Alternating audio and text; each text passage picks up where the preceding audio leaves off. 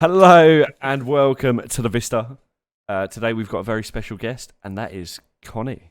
How are we doing, Conny? Not too bad. Thanks for having me on. It's been a hot sec since Call of Duty is in my face, and by that I mean, the cup's around the corner. Exactly 1 day to be, precise. I'm But yeah, buzzing. happy to be here. Nice to be back in the action once again. Are you casting this weekend?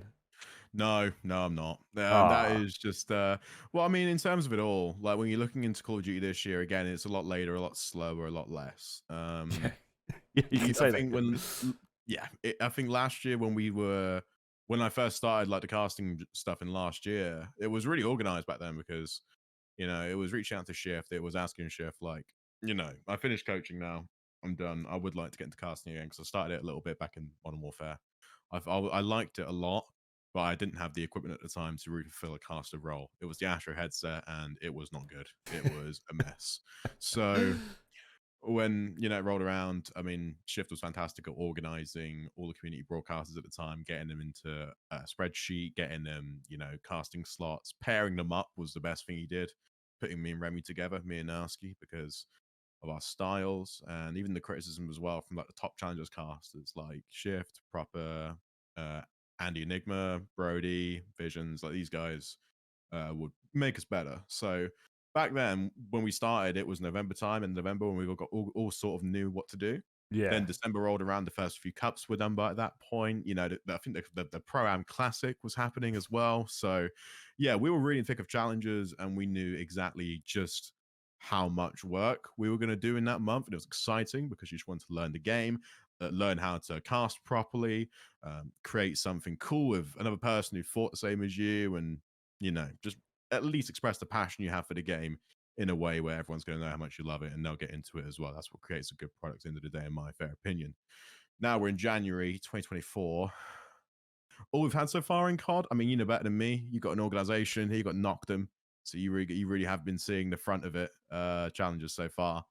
Game battles is gone for no more, but nice to see ESL Face it come into the picture.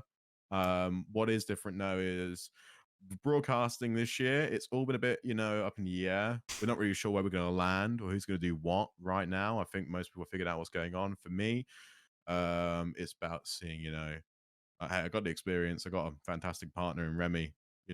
When are we going to cast some card? That really is the question.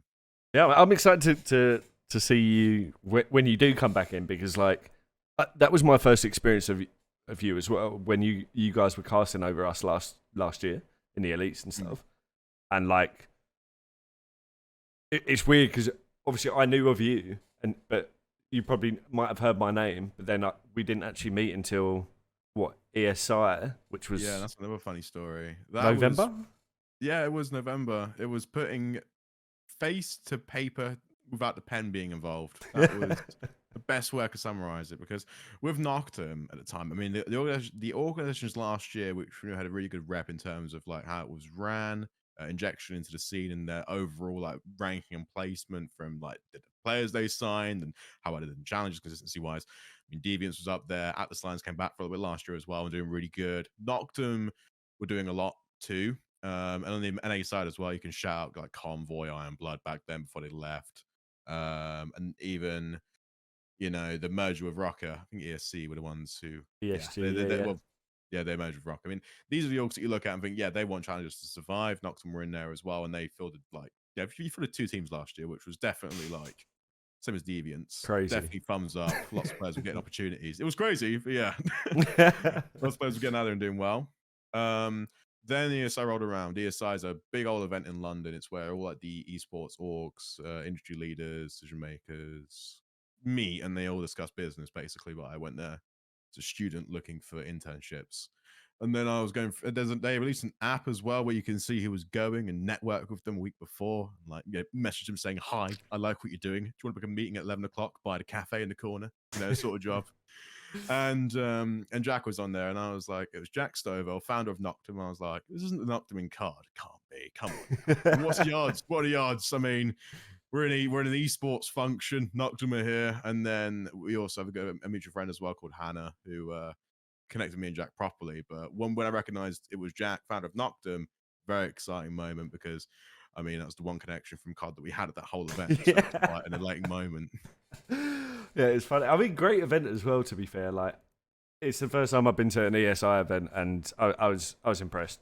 I think overall it was good. Lots of good vibes. Like you say, loads of connections to make as well, which well, is beneficial for everyone, right? Yeah, I think just meeting the right people. I think the hardest thing as well, though, because it kind of groups esports in the UK into one thing. There's people from like League of Legends, CS2, Valorant, Dota 2, just all these massive games. And there are a few COD guys that go there every other year. You know, I've been consistent. You came this year as well. That do go there just to actually get business. I know Hex has won an award from that show in 2019, so Hex used to go there quite frequently. Oh wow. Um, but yeah, no, it's just great for connecting people who don't know about what you do, but could be potential investors, could help you with production costs, could help you provide a product which they could sponsor. Yeah, again, anyone can be anyone there. It's all about putting together a good pitch deck and make sure your company's stable enough, you know, meet these people and do business. That's ESI. But as a student like me, or as someone that goes to buy themselves, the connections, like you said, are so key. You meet like hundreds of people in 2 days, and that's a lot to really load on. So, You you need a know, lot my of strat, energy, right? you do need to have lots of coffee. That's what I learned. That's what I learned. I'd get there at 8 in the morning. I'd down 3 black coffees. I'd go for the tactical toilet run, then come out again, then start talking away. You know, that was how you to manage those events. And same goes for LAN. You know, I'm not going to downsize how LAN works, but I'm pretty sure it's the same sort of setup. That's genuinely how it was anytime I went. It's just esports, isn't it? Yeah. Yeah. Coffee and sugary drinks. Oh, yeah, Spot on. lovely. I mean, there's quite a nice segue, like with you saying about meeting loads of new people into your goals for 2024. Like, what's on your tick list for this year? Well, my standards, I think just doing the same stuff I was doing last year, you know. I think once we have an idea, or once I have an idea and Remy has an idea, like what events there are to do on the online space, well, on the online like sort of realm, um, that'll be the one thing as well. Just like, yeah, we want to do challenges again consistently. We want to do the elites. We want to do as many cups as possible. But again, that comes down to ESL and recruitment and everything. Because now they've purchased challenges and the rights to that. They also hold the rights to broadcasting as well, I'm fairly sure. Interesting. So, you know, it's just figuring out, whether or not, ESL go just like saying, hey, do you want to come on in a cast dish? You know, you're experienced, you've been here before, but there's also, the other guys you've got to consider as well, who've been doing this for a longer time than me and Remy. So then comes that question of understanding, just how good everyone is. You can put yourself there. Me and Remy have always stuck to a code when it comes to like the competition and casting. Like, just learn as much as you can from everyone else and just be nice and be respectful, because it can be very competitive in the casting industry and it can be very volatile at times. So I think me growing up around like all these people who have grown to cool friends over time, from Clutch and from British esports and from Newell, like I know how it works, and I know how nice everyone is, and just how calming it is. Even like the players can relate to it as well. From like getting or for a player situation, finishing a season and starting a new one, the months of off season where like you think you're getting picked up to a pro team, oh, it's the worst. It's the same. It's the same for casters, but we're not on that scale. We're on more of a scale of like, are we going to be keeping our jobs for next split? Are we keeping our jobs for 2024? Or who do we even talk to? Because yeah, it's one of them ones where you're just waiting around. We're now from this recording 18th of January, just figuring out like, I mean, we want to cast some card. We've been waiting now for, in our minds, a month or two over the expected date when we were going to start doing it. Yeah. But there's always the cups and stuff which rotation have ran. There's also like funded cups as well. I know Major, well, Pablo's back as well, which is a great thing. Major and Pablo have been putting in a lot of work at the start of this year anyway, because I know last had set out because Pablo had to was going through some stuff. But it's wonderful because now we got the sort of system last year that we were happy with. Me and Remy, it was Pablo and Major. It was Shift. It was Proper. It was Brady. All these guys that would just like come together and give us the pointers. So having that sort of system back again, and hopefully there's enough slots that sorry, hope there's enough slots that ESL can have us in different capacities, Yeah, fingers crossed. whether we're fixed term or not. just want to get on there. And the LAN events as well. You mentioned Katana. Love Yeah. to do Katana. No, it's UK, which is a good thing. Yeah. You think towards like, you know, who would you want there? I mean, in terms of the 5 people in casting in UK card, I'll say Major Chafing, Pablo, 2 right there. I'd say Infinity. I'd say Andy Enigma. Definitely could be a good shout. And I'd say myself. I think that's 5. We'll put on a good event. But again, it all comes down to budgets, and it all comes down to, just how much we run the day and how much, you know, is feasible. That's ultimately what makes or breaks events from my experience. Yeah, and I think that we're going to be quite lucky this year in terms of like UK and EU events. Like we've already had, yeah, obviously Katana we've just mentioned. Esports Hub are going to run an event in the UK. Mm-hmm. Call of Duty Agent, maybe us. You know, we've been running community tournaments all over summer, so maybe we'll try our LAN later in the year. Well, I mean, yeah, I've been there. I mean, I've been to a few lands in this country. I know how stressful it can be, and if anyone's going to do it, you know, it comes down to a lot of things. You know, once you get the Activision license, you know, at that point you can do whatever you want. But it comes down to, you know, I think budgets are such a huge thing when it comes to running events. You have to understand like what you can and can't do. And you have to weigh that up with the expectation of the players and what they would want. You know, that's always a scary thing when COD players, for example, in any other esport, have no idea, you know, what's feasible or what's not, and you fear upsetting them if you can't do it. In reality, just getting them in the same space and playing the same game with a bit of money on the line is ultimately what they want to do. And you know, you'd have to go over budget to do anything crazy, and you don't even spend like serious money on things you already have. That's definitely what I've learned from LAN events in this country.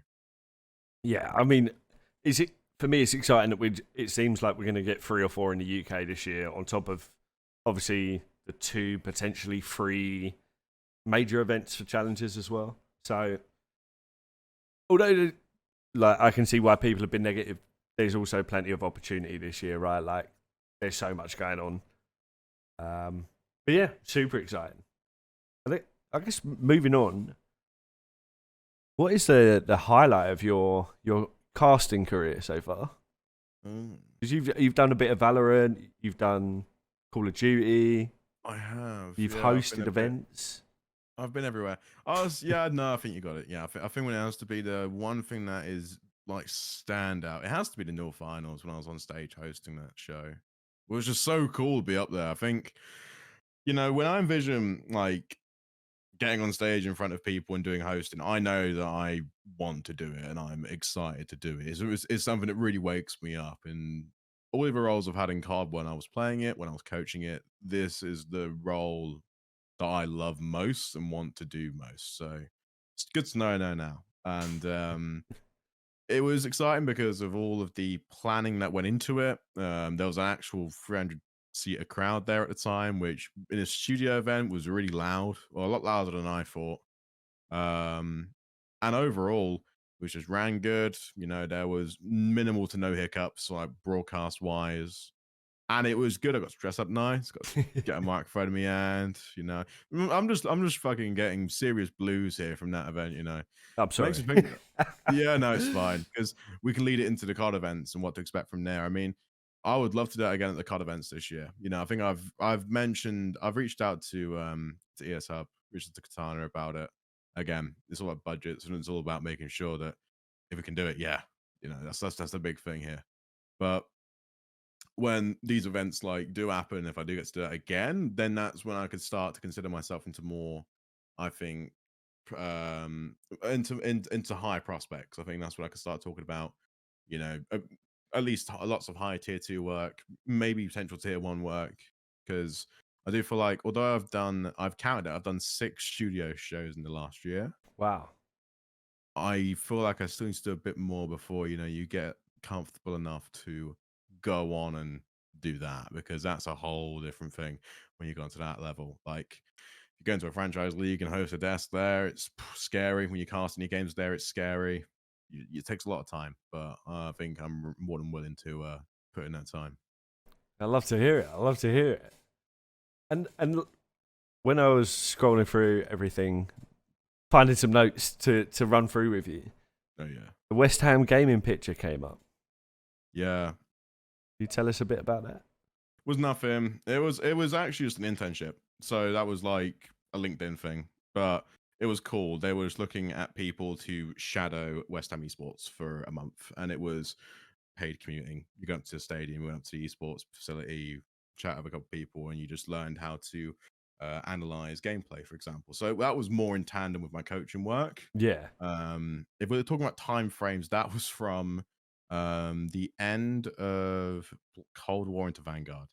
Who would I have been with then? In Cold War, the end of then, I was with B Sport, I was with Wardy, I was with that team for champs. I think no, Chain wasn't it. Chain beat us.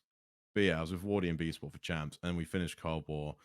That was in the summer months before Vanguard came out and teams were getting built. So that's when I started having chats with VOs about forming the Trash Bros coaching team.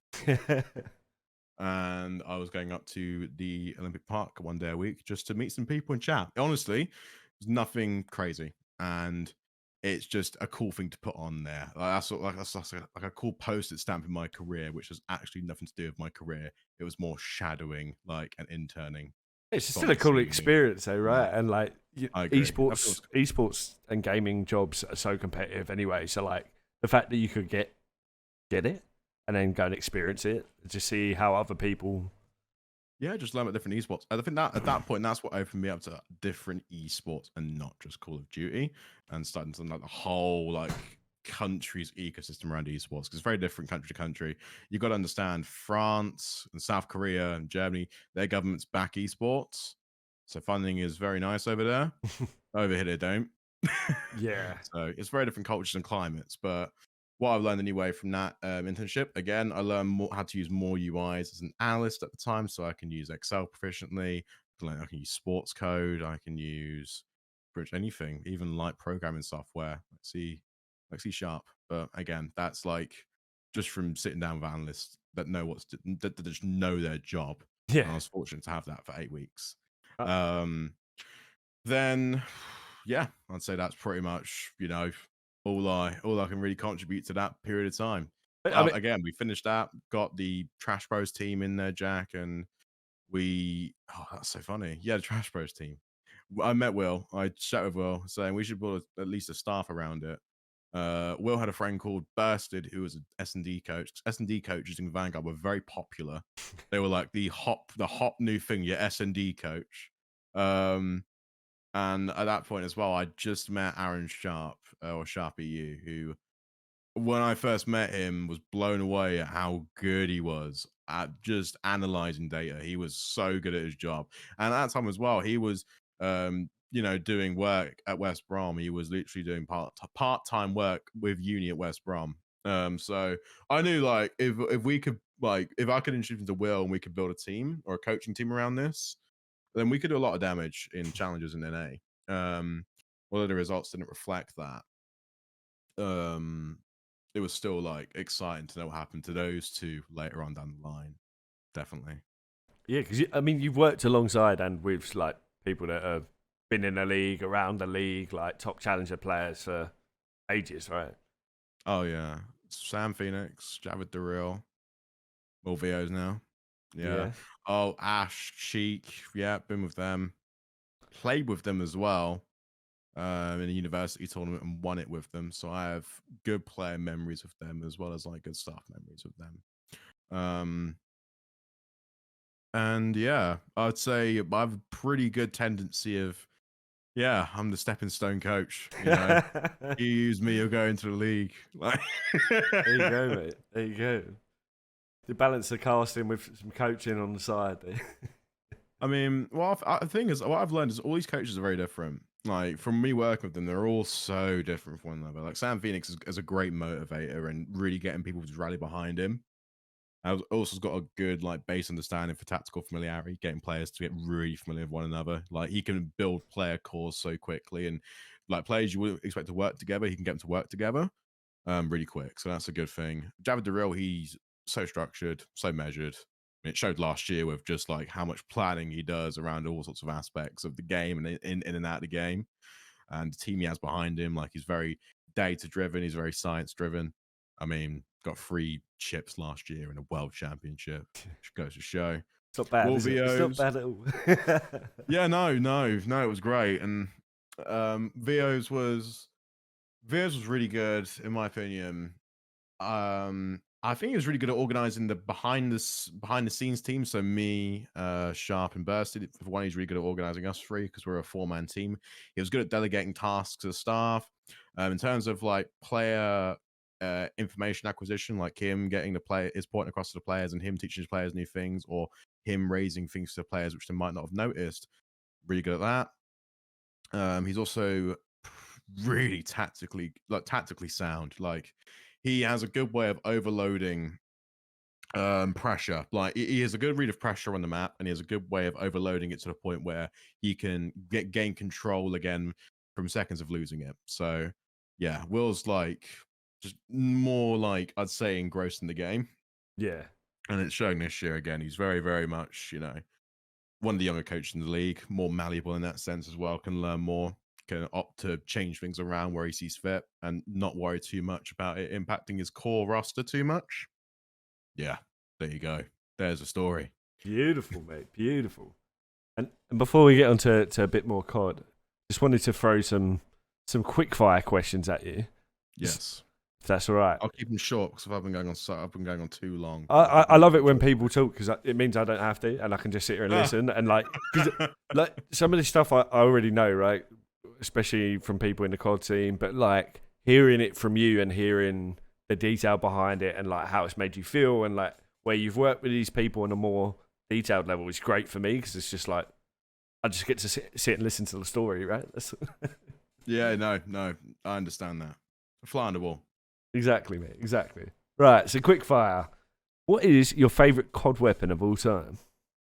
Oh yeah, these are good. Okay, these are going to be good. For me, the BAL on Advanced Warfare. The bow. Yeah. Was that Could argue the? the ASM one as well. Was that the like Tapfire one? No, I know you're right about that. Was the IMR, I think. I'll put it in our chat for you now, just so you know exactly what I'm talking about here. This was the BAL 27. Ooh. Let's have a look. Oh, I've got the Discord open. Hang on. Really famous in Advanced Warfare. It was see, the main AR. I didn't play Advanced Warfare, so that's why I'm like. That's okay. I did, and I have good memories. Right. Next one. Your favorite Valorant agent? Okay. Contrary to popular belief, I think it's just because of flexibility. I think Omen is my favorite agent. Okay, I like it. Shadow Man. It applies to COD as well because it's so pace driven. This agent, like, you have the ability to slow things down with the fact that it's a smoker, but you can teleport anywhere and be quick. You can be ratty. You know, it just applies so much to what I've really grown up around. Yeah, I love that. I love that. Your favorite gaming event you've been to? Oh, ACCL Sheffield. I'll stick it in there just for old time's sake. Nah, I'm joking. My favorite gaming event that I've ever been to would have to be Insomnia 55. Yeah, Insomnia 55. I mean, good old event. Yeah, Insomnia run good events, right? You've done like Epic LAN. Obviously, I mean, there's been quite a few recently as well, right? So yeah, no. So Epic LAN's voluntary. It's really good. They focus a lot on the other games like Counter-Strike, Valorant. I think it's just Counter-Strike and Valorant right now, but they've done Overwatch 2, StarCraft, like loads of weird games which, you know, are old school but fit in well. Then it's the university scene and the college scene, so British esports, you know, Newell, NSE, like those sorts of bodies, like those sorts of governing bodies, I should say. Yeah, basically in and around the country. I love it. I love it. And then your favorite Call of Duty game of all time? Advanced Warfare. I thought you might say that after the gun, to be fair. Yeah, no, Advanced Warfare for sure. And it's just because of, like, don't know. I mean, it was a weird time that back then. You have to remember back then, 2 years before then was Black Ops 2. Right? Scary. This is how old we are now. 2 years before then was Black Ops 2. And that was the greatest game and the first iteration of the World Championship. After that, it was Ghost, which the general public hated. Competitive players loved the S&D in that game, but it wasn't really well received. Advanced Warfare was like really fresh. Like it was the first jetpack card. S&D and Hardpoint in that game was fantastic. Back then, Capture Flag was a game mode. Also, was the first ever Call of Duty with uplink in it, and uplink was sick. Yeah, yeah. Don't know, get to know. Oh, just so much to really reminisce about it. Amazing. And well, the next one is going to be your favourite COD map, but I don't know if you're just sticking Do with you know Advanced what? Warfare. I mean, I can give you a COD map from every card for there being that particular. Go for I it. mean, okay, I'll say it now. Probably like in Advanced Warfare, Solar will get mentioned a lot. I think Detroit was the best map in that game. Okay. Yeah, yeah, yeah. What? It's just small. It's just a submachine gun map, and about that time was you could use it as a submachine gun because it was so quick. Yeah, you could do anything really. And Detroit was just cool for that reason. I love it. I love it. And what about like more of the newer gens? Has there been any maps that have really stood out to you? The last 4 or 5 CODs. Do you want to go like as far as Black Ops 4 maybe? Yeah, because Yeah. I didn't play Infinite Warfare, so that's one thing. I don't know Infinite Warfare maps. Didn't play them, although apparently some were really good. And I won't mention Black Ops 3 because Black Ops 3 of course got a lot of good maps. So in Black Ops 4, I think my best map in that game was Hacienda. Okay. Country. I mean, Hacienda or Arsenal, either or. Which my tend to fit better on those maps for some reason. Both quality maps. Then in Modern Warfare, I Hardpoint Modern Warfare, Gunrunner probably would be my favorite map in Modern Warfare. A Gunrunner or Azure Cave. Azure Cave was strange but fun. Not for me. Yeah, strange but fun. Honestly. Then after Azure Cave, after Modern Warfare, it was what game? Cold War. Oh, Cold War. Garrison. I was going to say, what's the map with the tanks? I couldn't remember what the name was. Yeah, I just said it for you there. Garrison. Well, Garrison was weird. I mean, Garrison didn't fit well at all on Control, but we got used to it. Like, it shouldn't fit well on Control, but we got used to it. I mean, that's how it is. Most of the maps anyway. There was another map as well other than Garrison, which was really good. It was called Moscow. Moscow was really good. Yeah, because this new map that's come out today is meant. Someone said was going to be like a regen of Moscow. Is it Rio? Rio. Yeah, I haven't seen it to be fair. Okay. Well, me neither. I haven't updated with the game yet, nor have I seen anything. Although we'll get to this at some point in the pod. We'll get to the point of how everything's changed now. But okay, fuck, right. I'll swear I don't care. You got. Okay, so it was Cold War, and then we're going on to Vanguard. Oh, okay, this is where it gets really downhill. Tuscan, sure, Tuscan. Just Tuscan. Vanguard.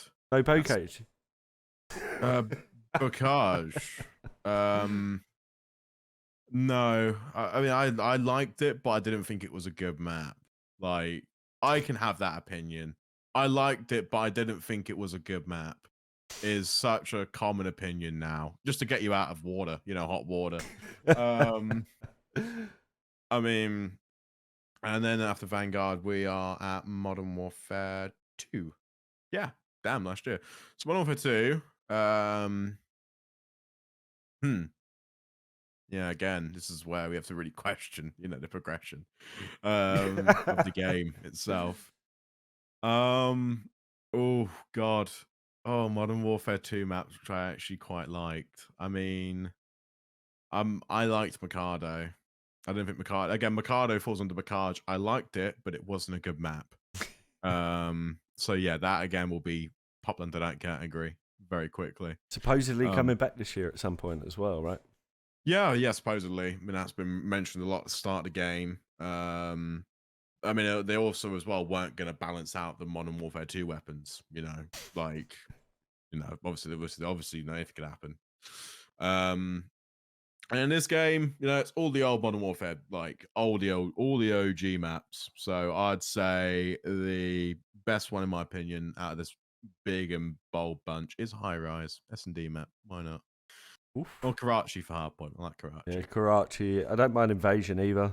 Yeah, that's good. Again, they're all good.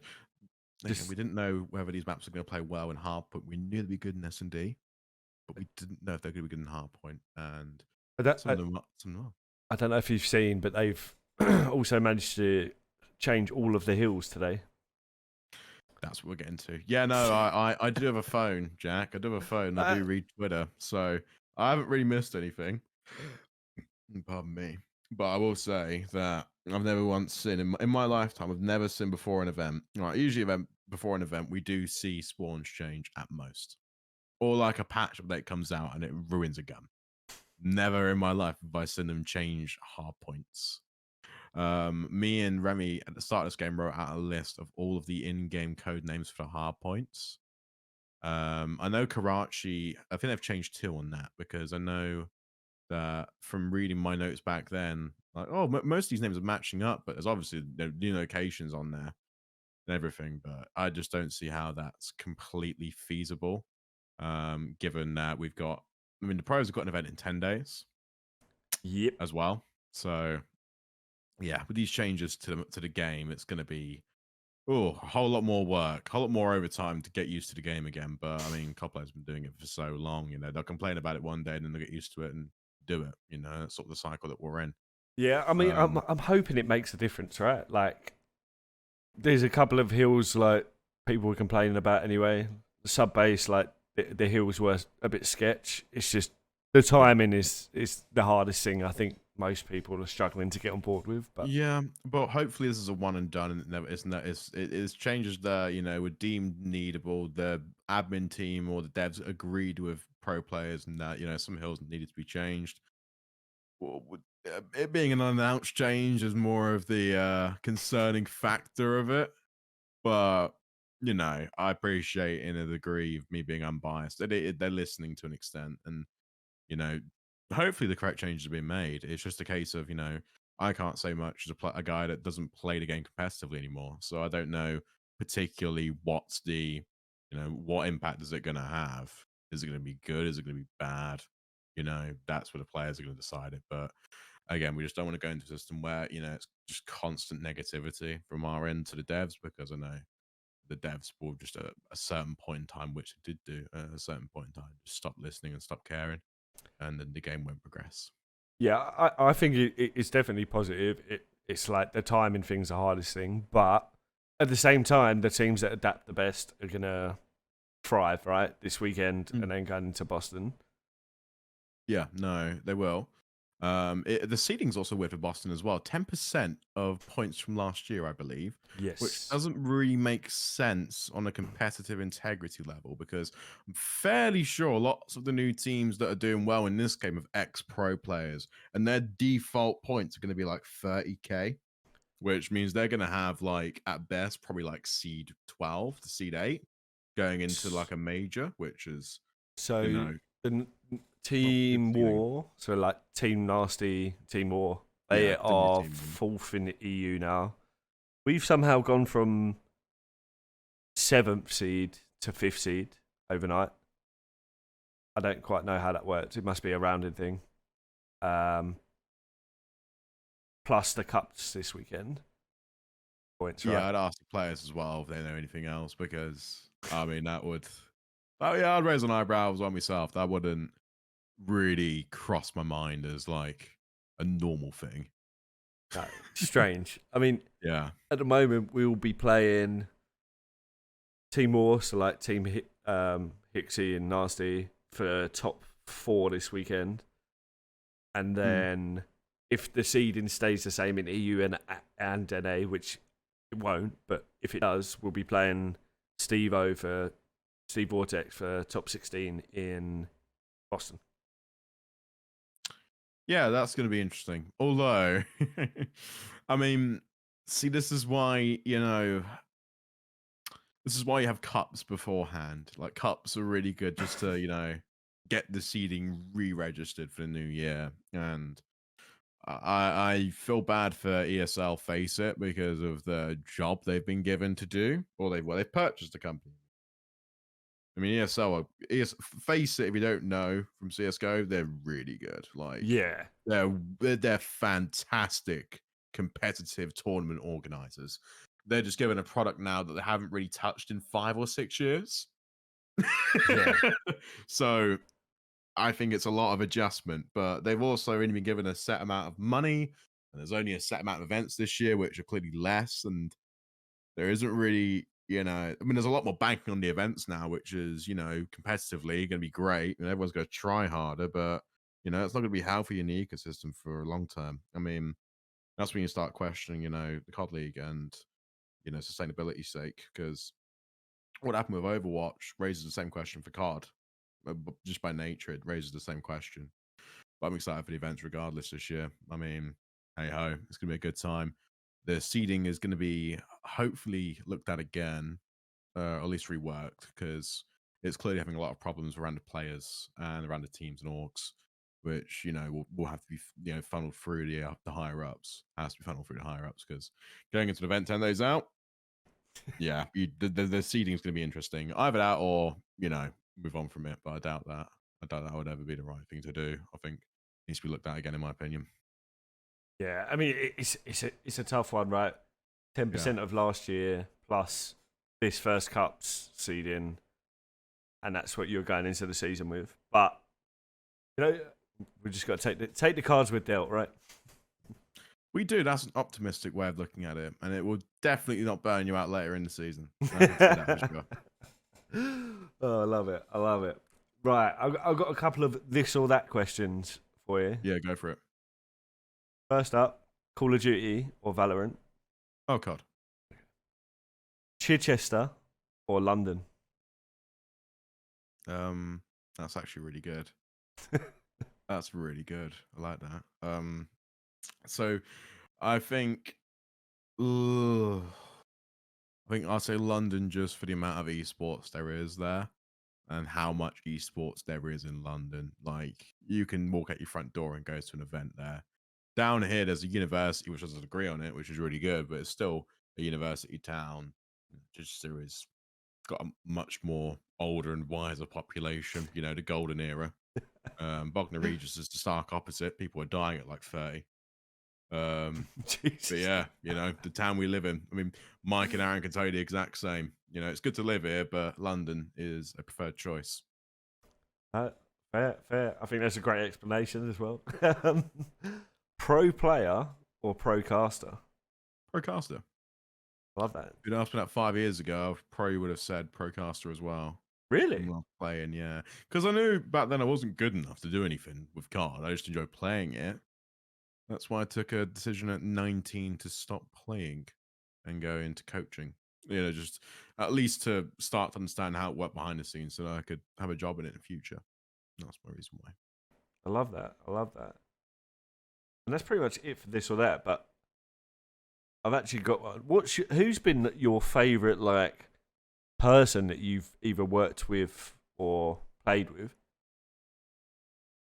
Is it, like you say, you had some big names earlier, and I just wanted to see if you could pick one out. I'm licking my lips at this one because there's a few. Like, we're talking in terms of when I first got into COD coaching properly. I loved working with Sam Phoenix and Javid for two different reasons. I love working with Sam because he was my first proper coach, and he really gave me a good starting card, a really good starting card. Because I was with Singularity back in Modern Warfare, who at that time, other than Team War, were the two top teams. I was on one of those two top teams, so I felt very comfortable going into Cold War. Then in Cold War, I worked with Javid the Real, who at the time, was deemed the best coach in Europe, by lots of the players. And then I worked with him and realized why. And he's also a very understanding man. We had periods back then because he was just finishing his bachelor's in biomed. So we had really weird hours of working. I'd have to cover scrims for 2 weeks flat because he'd be in the lab, doing his dissertation. And by that point, I'd have to take 2 weeks off myself because I would have had first year exams, which he was like, yeah, sure, go and do it. Go. It's fine. I got this covered. It was really nice. A good working environment. Playing, I'd say the twins, Cheek and Ash, for different reasons. Cheek and Ash, when I played with them, I imagine they're either the same now, all these years later, or very different.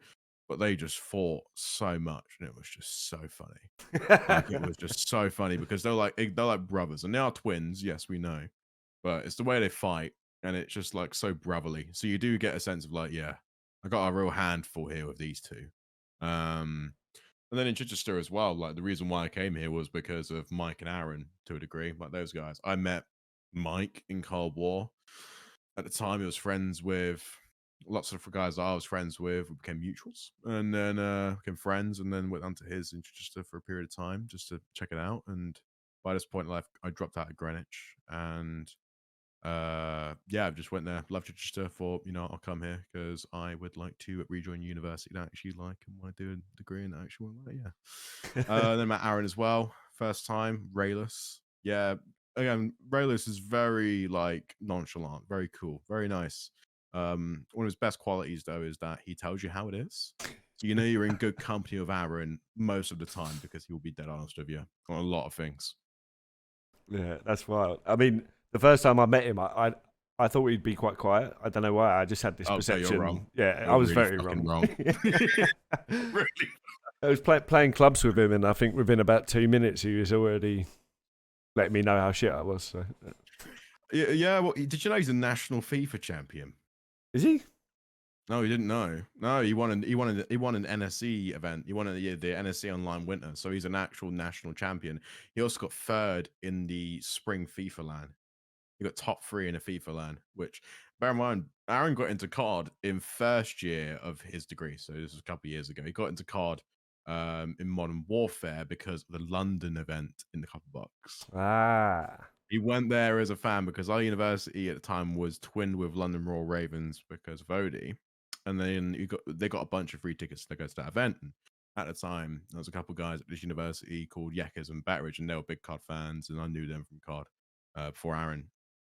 And then they went to that. Aaron went to that event, loved it, and got into COD, and has been into COD ever since. So yeah, it's a very different story to me, where I just played it and liked it. Aaron has always been competitive in esports in different games, but COD has been his primary focus now for last 5 years. Yeah, wild. Yeah, I know a lot. I know a lot about a lot of people. I love it. I love it. All right, I guess the last thing I had to bring up was the fundraiser that you're doing. Yes. Oh yeah. Do you wanna? Yeah, so for our dissertation of the year, we're running a LAN event, and it's a graded LAN events. We're graded on how we run it, how it performs, any fires we put out during the event, the process and planning of the event will mark on that, how we treat our team, all these things marked by 2 people who were in esports for a long time. And we got to raise a budget for it to get some of the player costs sorted out and get a prize pool up. I'm going to be running a 10k in Bognor Regis to do that. And the fundraiser I have put out, I think £500 goal is going to be the prize pool for the event. To treat the players, just to make them, happy when they win it. And got £140 raised so far, 360 to go. And it closes in May. And it's going to be funny watching me run this distance because I haven't run shit in like 6 years. So I'm going to be struggling so much. And I can't wait to do it in general, just because, it's a new challenge, something nice to do in the meantime, because not a lot of COD work has been available up until now. So I keep them busy doing what I usually do. Or while watching the CDL and how that unfolds, because the CDL is still exciting. It is still exciting. You can't deny what's been going on, the moves, the teams, and that challenge just starts again properly. On what day is it today? Yeah, well, it probably starts tomorrow. It's Thursday. Yeah, so it's Saturday. Yeah, it's on the 20th. Yeah, it's on the 20th. Okay, cool. Well, when that starts up again, we got literally a cup, and then we got Boston. But it's gonna be interesting to see who's broadcasting the cup, or if it is being broadcasted at all. Because again, we could be going to a dark age again where the cups were already broadcasted, and it wasn't until that Community broadcast came in that we got to see everything that was going on. I think we'll probably do a watch party as long as the boys are happy with it. you're more than welcome to join us if you fancy. Oh yeah, sure. Sign me up. I'll come watch it with you. I'll walk you through it like a son who just won his first won his first football tournament to his granddad, who sat there and he's like, "Who's that player again?" "Oh yeah, I know him. Yeah, he's been playing right wing for 10 years. He's a natural." Love it, mate. Love it. All right. Well, unless there's anything else that you'd like to share, any stories? Any stories? I mean, my time in COD's been brilliant. I think that I wouldn't trade it for anything I've done. I could have had a totally different career path. I could have gone to Greenwich and got a finance degree and stuck my ass in a skyscraper for like 10 hours a day. And it wouldn't have given me the same amount of joy this has done. So I do feel a deep sense of gratitude for being around here as much as I have. And graduating in June. I'll be working full time at that point, hopefully in esports. I'll hopefully be involved in COD in some degree, because when it comes to this game and how much I love talking about it, it never changes. I have got a tendency for rambling for hours about the players on these teams and what they do so well and what they do so bad at. It's just shared collective enthusiasm. But no, it's a joy. It's where I want to be. And hopefully I get into lots of UK events this year as well. Katana, ES Hub, you do want to see my face around this country. You do want to see me with Call of Duty. But I'm also equally as excited the Valorant prospects I've got going on this year as well. Because having these two games I can work in, it brings me a lot of joy, brings me a lot of happiness. I love to hear that, mate. And yeah, fingers crossed. I mean, I'd like to see you at a NA event this year as well. Oh yeah. See, I just hope I get funded. I was going to bring this onto the camera and show you, but I for Christmas got one thing which I can use at events now. I got a Sony Alpha A series camera. Ooh. A bunch of SD cards. So we can we were basically content, if any orgs want to help get me out to events this year, I need a content piece, Don't be shy. I know what I'm doing. I know the players. I know how to structure good pieces around them and bring a lot of attention. That's one thing I will say. There you go. Hint, hint, hint, hint. Love it, mate. Yeah. Well, thank you very much for taking the time. I really appreciate it. It's been great, and you've shared some great insights, great stories, and I hope so. I feel like I was rambling on forever. No, it's great. Honestly, I'm just like, great. It's just more. Tell me more. Oh yeah, no. I know a little bit, but so it's always a good amount.